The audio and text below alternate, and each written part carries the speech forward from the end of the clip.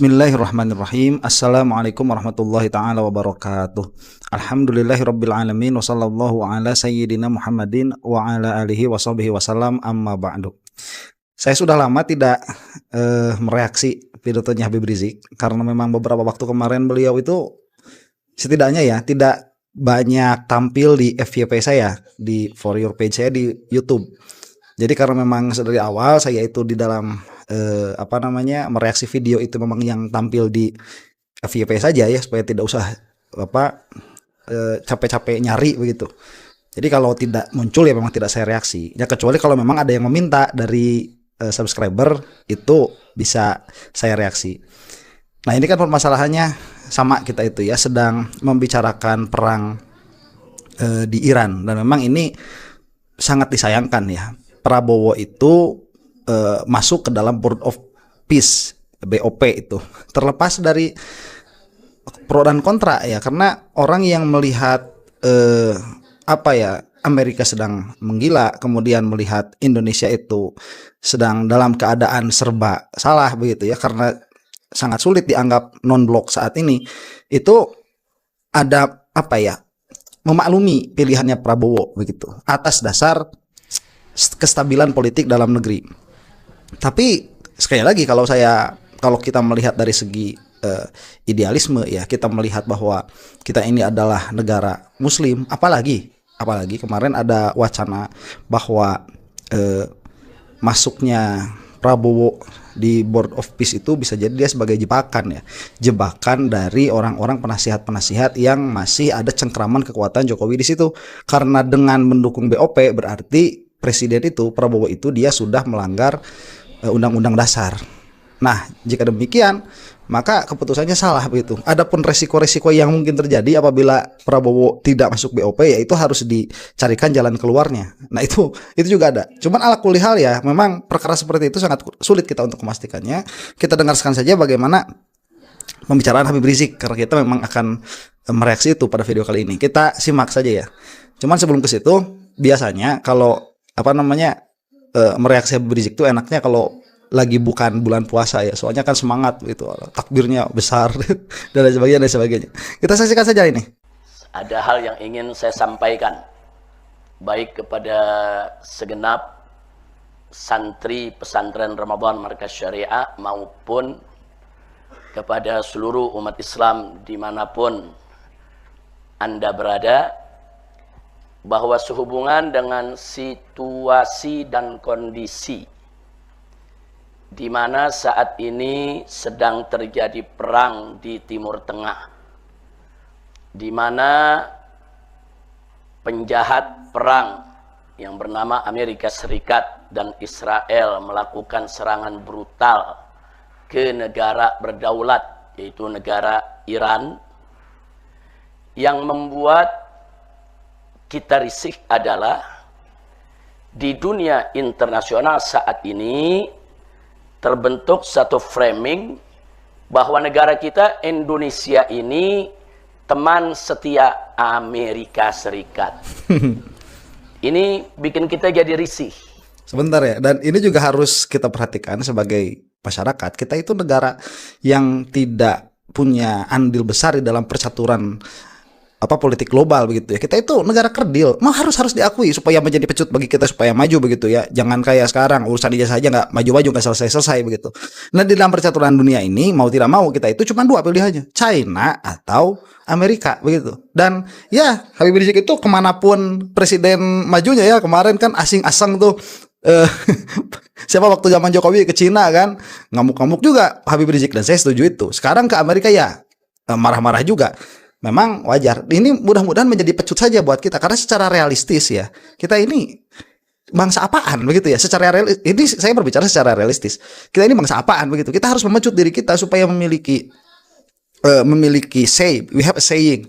Kita punya posisi posisi bargaining di mata dunia begitu. Bagaimana caranya? Ya kita harus menyelesaikan politik dalam negeri ini ya. Makanya para ulama yang terjun ke dalam politik praktis dalam pengertian mengingatkan para politisi sebagaimana Habib Rizik ini harus lebih banyak lagi. Bahkan bukan hanya sekedar disebut teman setia, tapi juga disebut sebagai antek dan agen Amerika Serikat. Ini satu hal yang sangat memalukan bagi bangsa Indonesia.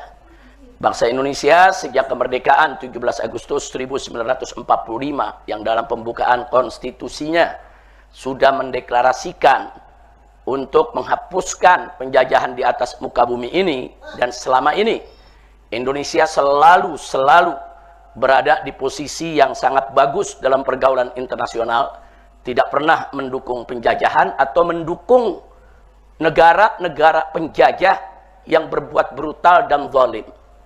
Nah, karenanya dengan adanya framing saat ini di dunia internasional seperti itu, sungguh menjadi satu hal yang berat bagi bangsa Indonesia dan sekaligus memalukan. Oke. Nah, ini jangan sampai jangan sampai salah lagi.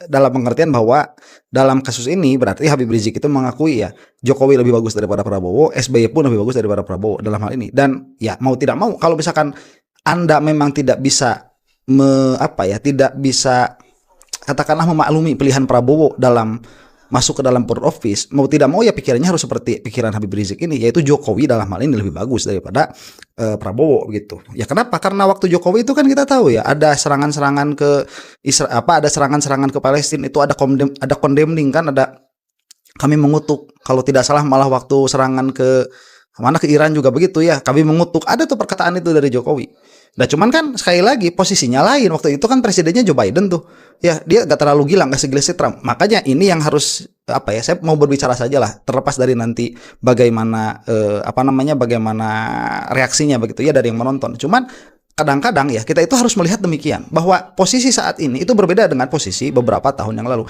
Ini berbahaya untuk memalukan bagi Indonesia, betul. Ini memalukan bagi Indonesia. Berbahaya untuk posisi Prabowo, betul. Berbahaya untuk posisi Prabowo. Tetapi kita juga harus melihat bahwa keadaan perang saat ini berbeda, begitu. Ini keadaannya berbeda, tidak bisa disamakan. Nah, cuman kalau dari perkataan Habib Rizik jelas Jokowi dalam hal ini lebih bagus daripada Prabowo, karena Habib mengatakan bahwa Indonesia itu selalu bagus sampai saat ini ya di dalam posisinya tidak memilih blok-blok yang ada di dalam peperangan begitu. Nah, kenapa bisa terbentuk framing kalau Indonesia ini menjadi teman setia Amerika Serikat, antek dan agen Amerika Serikat, padahal Amerika Serikat ini penjahat perang, selalu melakukan kejahatan perang yang luar biasa, baik dulu di Irak, di Afghanistan, di Somalia. Begitu juga mendukung genosida terhadap masyarakat Palestina yang ada di Gaza yang dilakukan oleh Israel, saudara. Artinya dunia tahu Amerika ini mafia besar, preman internasional, penjahat kemanusiaan Amerika Serikat ini. Lah kok bisa Indonesia menjadi teman setia, Indonesia menjadi agen dan antek? Inna lillahi wa inna ilaihi raji'un. Tapi kalau kita telusuri, yang salah memang dari kita juga, karena banyak pejabat kita sering memuji-muji Amerika, melakukan pendekatan kepada Amerika, bermuka manis dengan Amerika, menjalin aneka hubungan dengan Amerika, hubungan politik, hubungan ekonomi, hubungan hukum, yang puncaknya kita menjadi anggota daripada satu lembaga yang dibentuk oleh Presiden Amerika Serikat, yaitu Board of Peace, yang katanya merupakan dewan perdamaian untuk Palestina. Nah, coba ini kan di sini juga Habib Rizik sepertinya melihat ada dilema begitu ya. Berbeda permasalahannya. Ya bagaimana? Karena memang kita itu sebagai negara berkiblatnya sampai saat ini ya, yang kuatnya masih ke Amerika. Pasar modal itu dari mana? Banyaknya duit yang ada di kita itu kalau dicabut, mau tidak mau kita semua yang merasakan begitu. Sudah demikian adanya. Bukan berarti kita berani ya lapar untuk membela Palestina begitu. Untuk untuk perang melawan Amerika. Ya silahkan saja kalau mau seperti itu. Cuman kan politisi itu salah satu tugasnya, presiden apalagi salah satu tugasnya itu untuk menjaga stabilitas dalam negeri sebisa mereka begitu ya, baik ekonomi maupun politik. Dan itu mungkin yang ada juga. Jadi memang ini harus disampaikan sebagaimana adanya ya, bahwa gesturnya itu memang memalukan ya, tapi kemudian agak ada kesulitan pada diri presiden juga ya, memang demikian adanya. Nah, padahal selama ini justru yang merusak perdamaian di Palestina adalah Amerika Serikat sendiri bersama Israel. Kok bisa-bisanya kita percaya kita masuk menjadi anggota BOP di bawah pimpinan Amerika Serikat dengan dalih untuk perdamaian Palestina.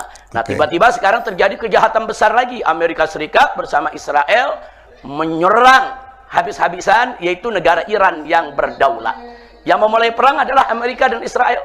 Iran nggak pernah mengganggu negara lain. Iran nggak pernah memulai perang. Nah, ini menjadi persoalan besar. Nah, akibatnya apa?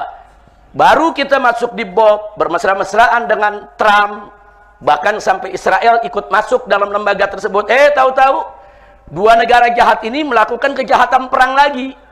Nah, jadi jangan kaget kalau saat ini Indonesia dianggap blok Amerika, teman setia Amerika, bahkan antek dan agen Amerika Serikat. Na'udzubillah min dzalik. Maka itu ini mesti segera, saudara, ini mesti segera bukan hanya diklarifikasi, tapi harus segera diluruskan dan harus segera diperbaiki. Karena itu sebentar ya, dan ini posisi kita ya sebagai sebuah negara, posisi kita masyarakat Indonesia itu memang penting. Jadi meskipun ya kita itu maklumi misalkan, oh iya maklumlah Prabowo masuk BOP karena ada ancaman atau misalkan ada ada ultimatum dari Amerika bla bla bla begitu ya. Meskipun kita itu mewajarkan dalam pengertian mengerti, memahami alasan Prabowo kalau untuk orang yang memahami begitu ya. Tapi tetap permasalahan ini adalah permasalahan yang penting untuk dibahas, dan kita sebagai masyarakat harus menunjukkan bahwa kita tidak setuju dengan apa yang dilakukan oleh Prabowo. Itu harus disuarakan begitu.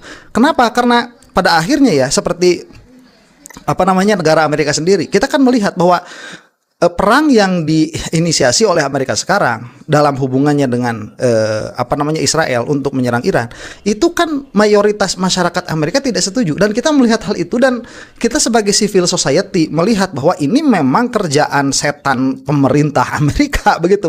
Ini bukan keinginan mayoritas warga Amerika, dan ini penting juga untuk kita bangsa Indonesia. Meskipun pada kenyataan pahitnya begitu, pemerintah kita yaitu Pak Prabowo itu sudah memutuskan akan berada di mana, yaitu masuk kepada BOP. Tapi kita sebagai masyarakat harus menyuarakan itu adalah keputusan yang buruk begitu. Meskipun sekali lagi di dalam politik dalam negerinya kita itu bisa memaklumi, kalaupun mau memaklumi atau memang bukan mau memaklumi, memang bisa dimaklumi begitu. Prabowo ada di situ, tapi suara ketidaksetujuan kita atas apa yang dilakukan oleh presiden itu harus disuarakan.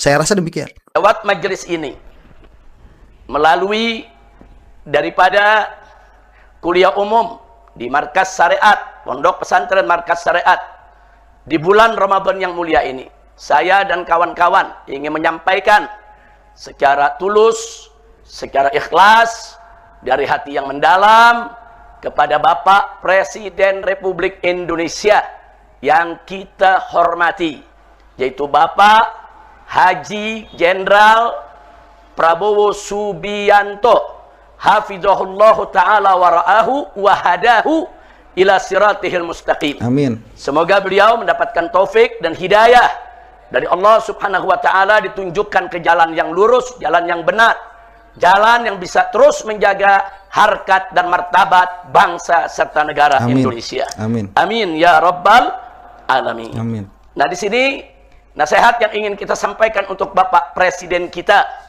yaitu 5 perkara haram.